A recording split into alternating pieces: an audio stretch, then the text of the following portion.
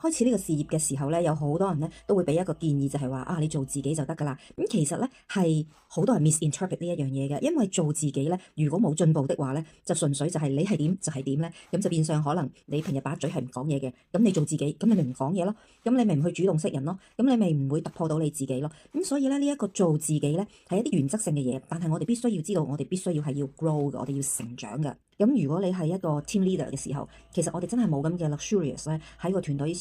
前面啊咁樣喺度噴晒啲嘢出嚟。咁因為咁樣係對你個團隊一啲好處都冇㗎，嗰啲係負能量嚟㗎嘛。咁但係咧，如果你話你係身體唔舒服啊，或者係受咗冤屈都好，當若無其事，跟住咧即係亦都可以話，我雖然今日唔係我嘅最好嘅日子咁樣，可能今日遇到啲唔係好如意嘅事，但係佢絕對唔會影響我。咁咧，如果你係可以做到咁樣嘅態度咧，咁你就真係可以帶到一個正向嘅思維俾你個團隊，帶到一啲好嘅，做到一個好嘅 role model 俾你個團隊咯。你仔細留意一下咧，有一啲嘅即係大嘅 leaders，通常你見到佢哋都話好似365日都好正面，咁係咪代表佢哋365日都風平浪靜咧？呢個一定唔係嘅，只不過咧佢哋係好好咁可以控制到佢哋個情緒，可以係以最好嘅一面喺團隊面前度表現出嚟。無論你心情幾差都好，或者你個身體幾唔舒服都好咧，你一定要係be present， 意思就即係你説到必須要做到，你應承咗團隊要開嘅會，你必須要到，仲要係保持笑容，即係你幾病都好咧，一開 camera 嘅時候，其實就係要保持一定嘅能量喺度，要做一個好好嘅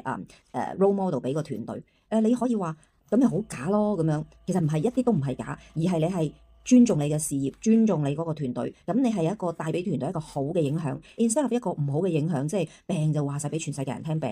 遇到啲唔好嘅嘢話晒俾全世界聽，其實對個團隊一啲好處都冇㗎。仲有係要做好多嘢咧，你先可以挽救到你嗰一次半次表現一啲即係負能量嘅嘢去個團隊嗰度咯。就算你只係參與一個 Zoom meeting， 參與一個團隊嘅活動，參與公司嘅一個活動，你都必須要保持一個應有嘅 leader 嗰個嘅